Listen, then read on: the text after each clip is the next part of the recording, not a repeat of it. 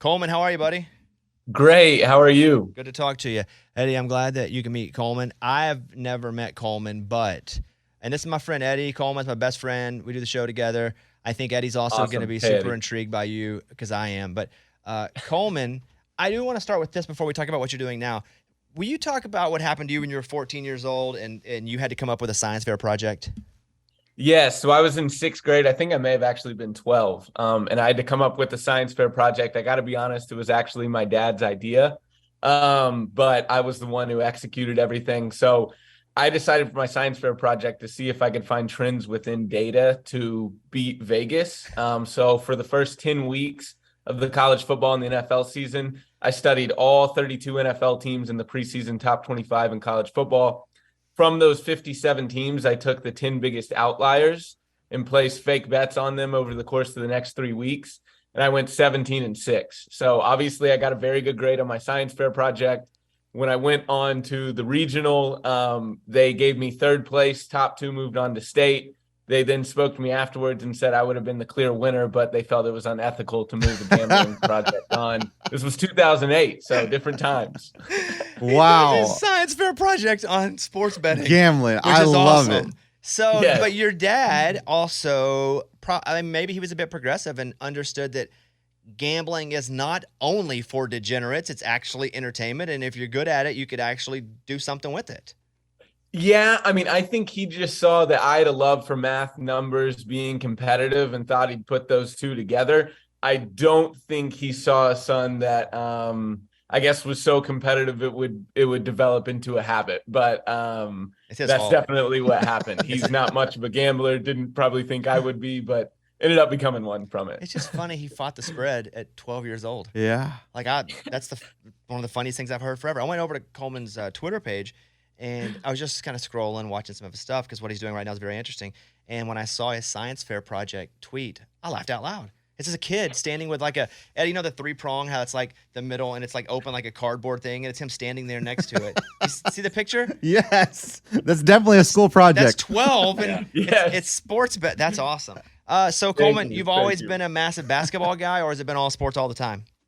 No, definitely basketball has been my main focus. Growing up, my dad was a high school basketball coach, so that certainly pulled me to basketball, but I love all sports for sure. So here's how I got to know who Coleman was. Come on. I was sitting at Caitlin's parents' house. We were in Fort Gibson, and we were watching a Fort Gibson high school basketball game because that's what her dad likes to do. And so we were watching it. And what's your brother's first name, Coleman? Cooper. So Cooper's out, and they're playing like the number 5 team in the conference. It's like number 5 whomever, Fort Gibson, who big underdogs. And Cooper just is knocking them down. It's like three-pointer. And Cooper doesn't look like this crazy athlete. He's like a Not. normal guy, but all of a sudden Cooper like takes over the game with the shooting. And I'm like, God dang, look at this guy. And they go, well, his brother, Coleman, is into does sports and sports betting, and he's driving around to every mid-major watching every team, so he knows whenever it's time for March Madness who you should bet on. Wow. And I was like, tell me more. So I learned the whole thing, and I messaged Coleman, and I was like, bro, you got to tell me about this. So tell all of our listeners now, what are you in the process of doing when I talk about you're traveling around? Where are you traveling and why? So the goal of what I'm doing is basically trying to find Cinderella before she's at the ball. So what started me on this journey was I didn't believe the small and mid majors were getting enough coverage. You know, they make these runs. You look at St. Peter's, makes a run to the Elite Eight last year in late March. I looked up the average attendance of each D1 school. St. Peter's averaged 526 people at their home games. Wow. Syracuse in the same state averaged 17,000 in the Carrier Dome. They didn't even make the NCAA tournament. So we have a high level of basketball being played that I believe is not getting enough recognition.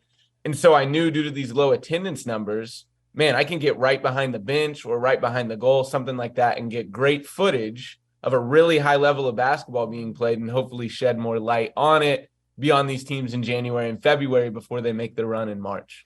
It's rare that someone does something original in a place where there almost is no originality. And that's, to me, like he found a niche that wasn't being focused on. And aside from just being interested, I was like, that's brilliant. This kid's way smarter than I am. And you're a kid. You're like, what, 11 now? Like, how old are you? Yeah, I'm 26. Yeah, He's right. married though, too, right? You're married?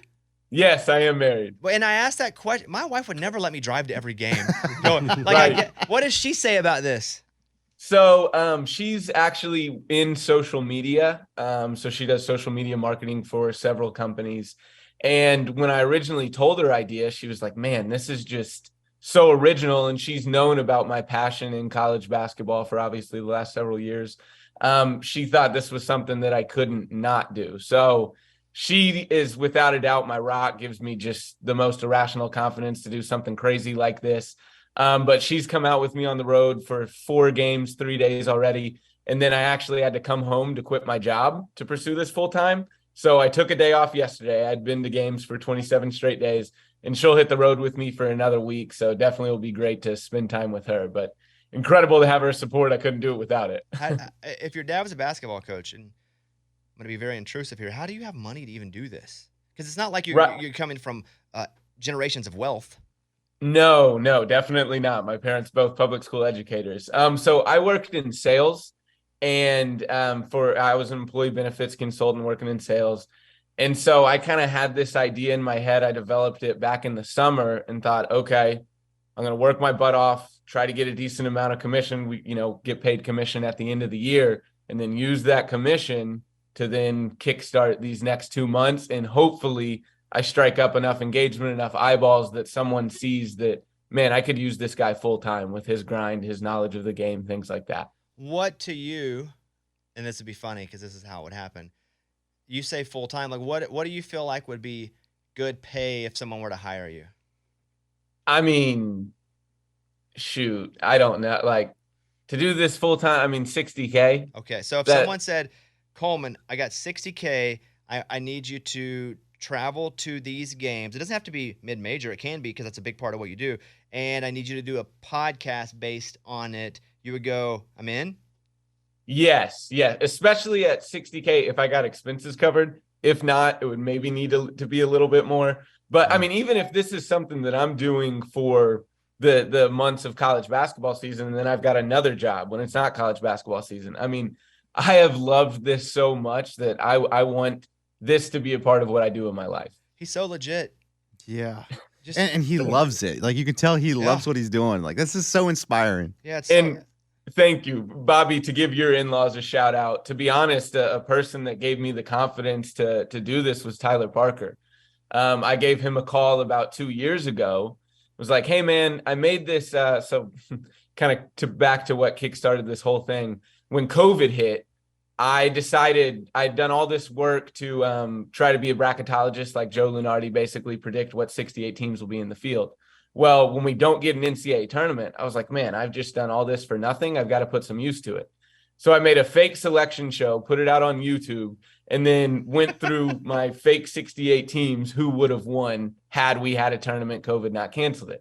So I had enough people reaching out saying that, man, you've got a talent in this, you should pursue this, that I called Tyler, and I just wanted to hear Tyler's story of his come up working for the Ringer and things like that. And he basically gave me the confidence to be like, yeah, dude, just because you're from Fort Gibson, you can do it. You've got a passion for it. You're knowledgeable. Just be who you are and you'll find a way. And so he was definitely an inspiration in initially kickstarting this. So he's traveling around. Are you just in a car? Is that what you're just in the car going? Yes, my Honda Accord's been very faithful to me. And you did 27 days straight where you didn't come home? Correct. What? I mean, we tour, but we have a bus or a plane, and that's like 5 days. Yeah, this is hard living. And we're like, I'm so tired. 27 days in like Ramadas. You have a bunch of points now for like. Yeah, I've been using no free ads, I guess, but hotels.com. And so I get a couple stamps for every time I stay somewhere. And then eventually after 10 stamps, get a free one. So that's kind of my point system. Do you notice that some of these mid-majors, and this is your first year to do this, but yes, do you feel like some of the portal guys that come from bigger schools and they will drop down to a mid-major actually makes the mid-majors more competitive, especially going into a season like now, because it's some of the guys who maybe did not get a good shot, or they learned that they did not take full advantage of their opportunity at a bigger school? Absolutely. I think there's a misconception that the portal is hurting the small and mid majors. Now, for those mediocre or below average small and mid majors that they had one particular player average 20 points a game and he decides, you know what, this team isn't good enough, I'm going to a power 6. It's hurting those guys, the bottom of the mid and small major. But up at the top, if you look at, you know, some of the schools that, for example, have gotten to keep all their players, no one's transferred, that experience, that continuity of playing together is such a huge advantage. And I think that's why we're seeing more upsets even now than in the past. And I think we'll continue to see more. And then to your point, you take an Iona, for example, that's got Rick Pitino, that's able to bring in these power 6 guys that maybe didn't love their previous destination, that, hey, let's dominate this small conference, get to the NCAA tournament. I definitely think there's been an advantage for the top of mid-major with the transfer portal. Which school have you gone to that you go, dang, there's some real passion here? It may not be in the numbers, but just in the overall effort of the student body or the town you were impressed by? East Tennessee State was really neat. So I went there. They're actually having a down year. They're one of the programs that were most impacted by COVID. They had a 30-win season in 2020. We're going to get a great seed in the NCAA tournament and then didn't get to play that tournament. They're having a down year this year. But I got to meet with their student section. They've got a group called Party Bucks and a group called Buck Wild, I think, that is basically trying to increase student engagement. It's based around mental health awareness and you mattering, having a place for someone to go and have a good time spending time with their fellow classmates. So that was really neat to me to see an organization like that, people going out supporting their athletic team classmates. And I hope things like that are being started at other programs. That was a college that I was like, man, you guys are having a down year this year, but you're still coming out and supporting this way. That was very cool. Who is it that you've seen and you go, dang, if they were in the Big 10, Big 12, SEC, they'd actually be just competing right now as is? Man, that's a tough question. I would maybe say Marshall. So they've got a guy in Tavion Kinsey that's absolutely going to be a pro. He can shoot the ball from the perimeter, but is ridiculously athletic as well. Dan Toney is their coach. The Dan Toney's absolutely no offense. They put up 89 points in the game that I watched. Because of their scoring ability and ability to get hot from the perimeter. And then they've also got athleticism as well and size. I don't think anyone's wanting to see them in the NCAA tournament or would even want them in their conference like you asked in the Big 10. I mean, the guy knows. I never heard of some of these schools. And he's like, here's who's the third string guard. Pretty amazing. This is the coach's uncle. You played ball back in the day. How do you feel about you? Because I know what I heard about you playing ball, but how would you define your basketball playing career? I was a shooter, and that was about it. So yeah, if anyone needs a 26-year-old that's a complete defensive liability, but could spread the floor a little bit on offense, then I'd love to keep playing some college ball. Yeah, I heard you could shoot the eyes out of cat, like he was that kind of shooter. Wow. It's a pretty good compliment from the Parker family over there. Well, listen, man, I'm rooting for you. If you guys want to follow him on Twitter, Sharp Shot Select. Wait, why that? What the heck is even that? I just like alliteration. I don't know. Maybe it's my name, Coleman Crawley. I just thought, all right, and originally when I made that Twitter, it was supposed to be for gambling picks. So Sharp Shot Select, I thought was catchy. What did your job say when you're like, yo, peace out, I'm going to go drive around and watch Southern Rhode Island Cousin University? Yeah. My boss is an incredible man. He's been an incredible mentor. Mark Christensen is his name. And I knew I could just be transparent with him because he's always been nothing but transparent and honest with me.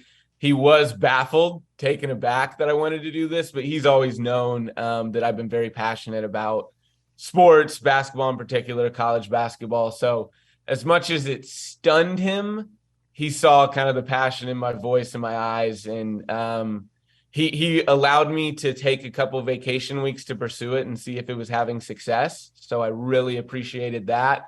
And then I saw it having enough success that I had to let him know, hey, I'm quitting. So he was upset to lose me, but I was so grateful for his mentorship and allowing me to pursue it while keeping my job originally.